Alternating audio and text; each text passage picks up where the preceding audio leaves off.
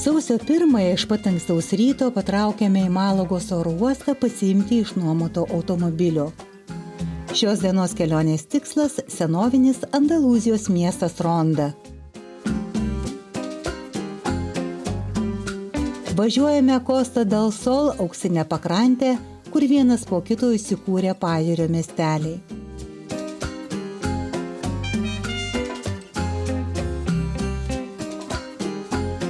Sustojame Marbeloje, viename iš gražiausių kurortinių miestų.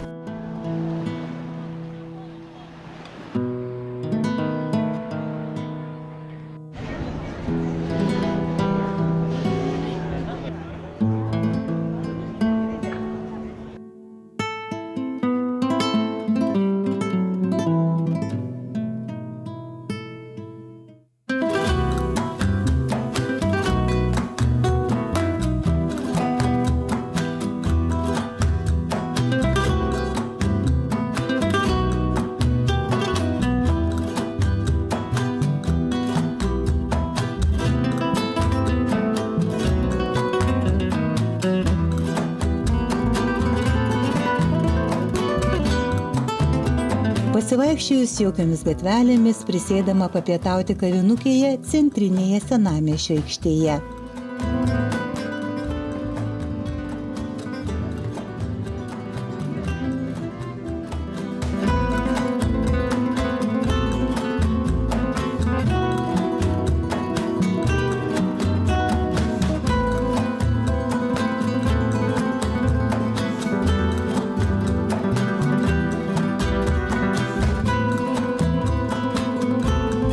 Andalūzija – autonominis Ispanijos regionas. Tai daugiausia 8,5 milijonų gyventojų turintis ir antras pagal dydį iš 17 Ispanijos regionų. Andalūzijos sostinė – Sevilija.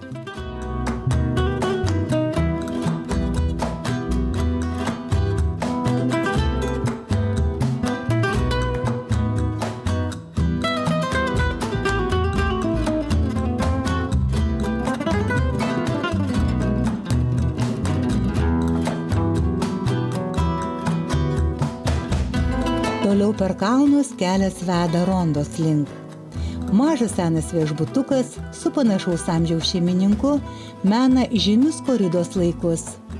Sienos nukabinėtos senovinėmis nuotraukomis su koridos atributais.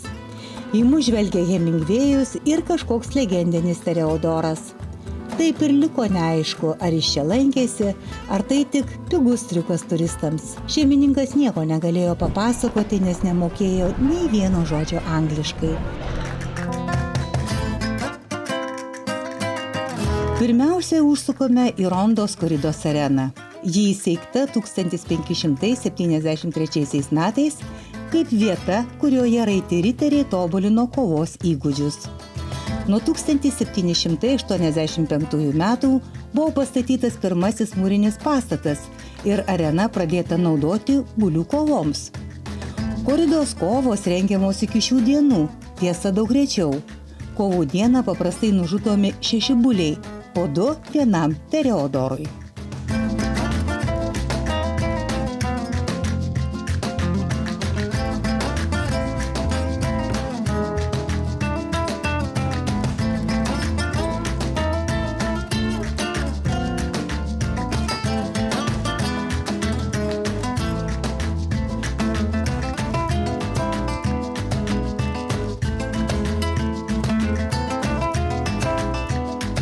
Ronda įsikūrusi ant Guadalevin upės kranto, kuri miestą dalina į 2 dalis. Upė išgraužusi giliausią kanjoną, per kurį dar romėnų pastatytas 120 metrų aukščio tiltas, jungiantis abi miesto dalis.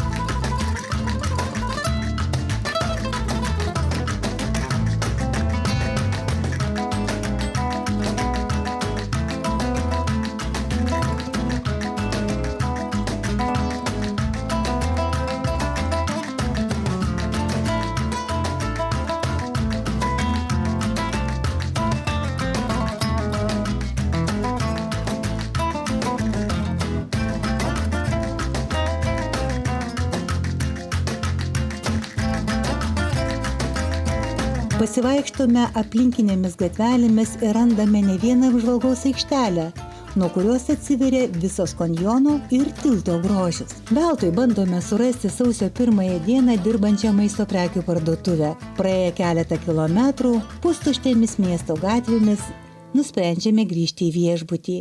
Rytoj anksti ryte jau turime būti už 60 kilometrų. Žygiuosime garsiuoju Caminito del Rey keliu. Tekant saulėje, atsiveriantys Andalūzijos peizažai užburia. Tik dabar supranti, kiek prarandi nesikeldamas su gaidžiais.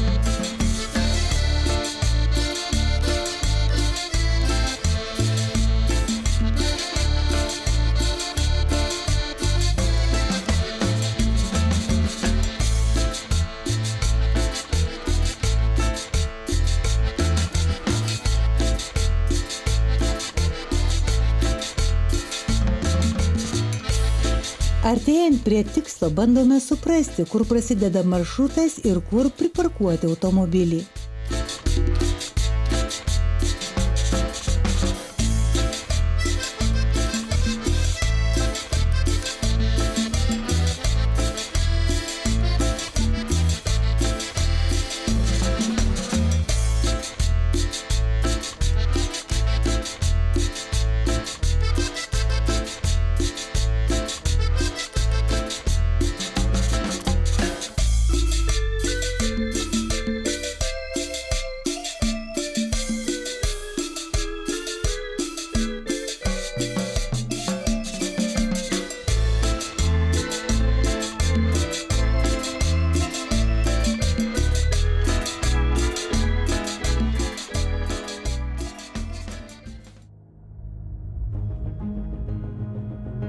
Caminito del Rey takas įrengtas daugiau kaip prieš 100 metų statant užtvanką ir tiesiant geležinkelio liniją.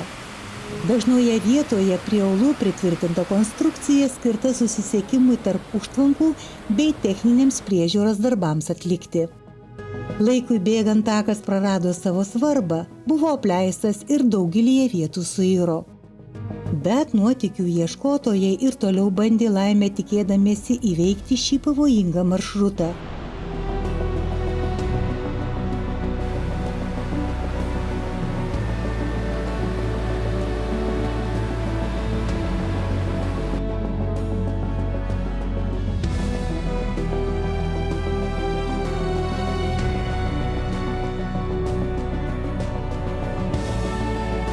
Po keleto nelaimingų atsitikimų ir žūčių 2000 metais kelias buvo uždarytas ir tik 2015 metais po rekonstrukcijos vėl atvertas lankytojams. Tarpeklio sienos kai kuriuose vietose siekia daugiau kaip 300 metrų aukščio, o siauriausia vieta kai kur tarp sienų yra vos 10 metrų pločio. Beveik 5 km ilgio takas yra žmogaus rankų kūrinys, vingiuojantis vaizdingo tarpeklio šlaitais, vietomis pakimbantis virš bedugnės, per prarajas perkeliantis tilteliais ar nuvingiuojantis anksčiau veikusių vandens kanalų vagomis.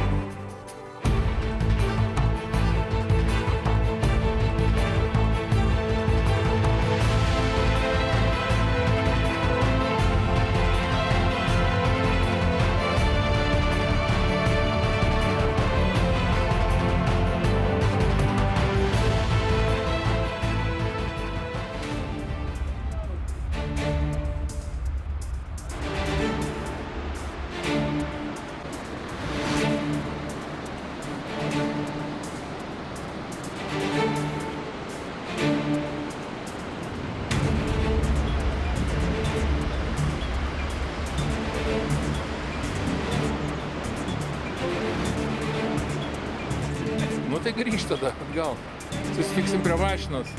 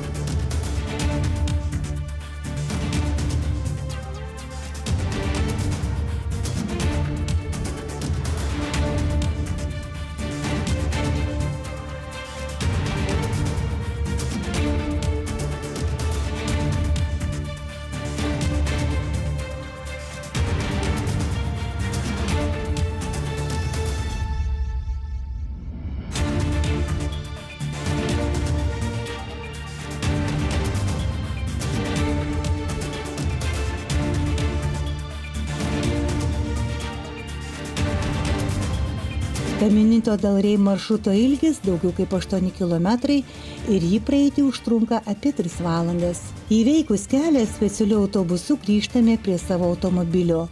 Tai vienas įspūdingiausių haikinimo trasų Europoje.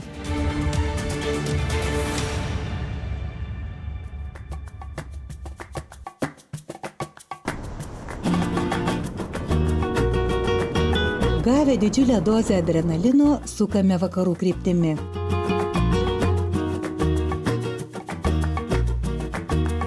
Pravažiuojame įspūdingą Setenil de las Bodegas miestelį pastatytą ant kalno šlaitų. Savo istoriją skaičiuojanti nuo neatmenamų laikų gyvenvietė stebina pastatais, kurių sienas ir stogus dažniausiai stoja bazalto uolos. Siauros vos pravažiuojamos gatvelės, statūs pakilimai ir nusileidimai, balti namai ir jaukios kavinės su lauko terasomis palieka neišdildomą įspūdį.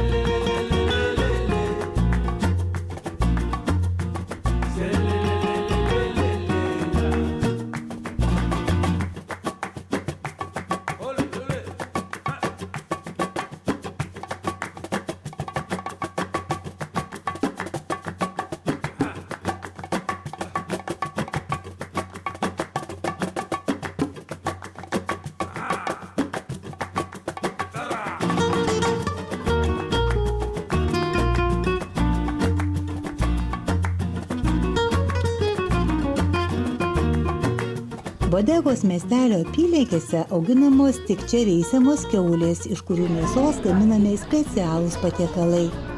Paragavus tokios kiaulės karkos, tuo įsitikiname patys.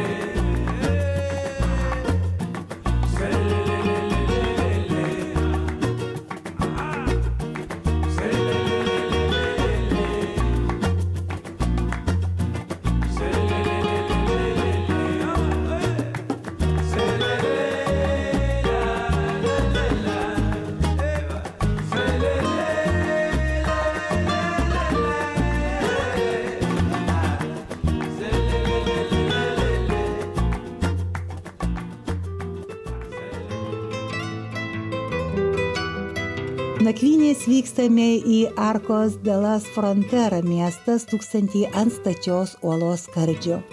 Pirmiausia buvo pastatyta tvirtovė, o aplink ją kūrėsi miestas.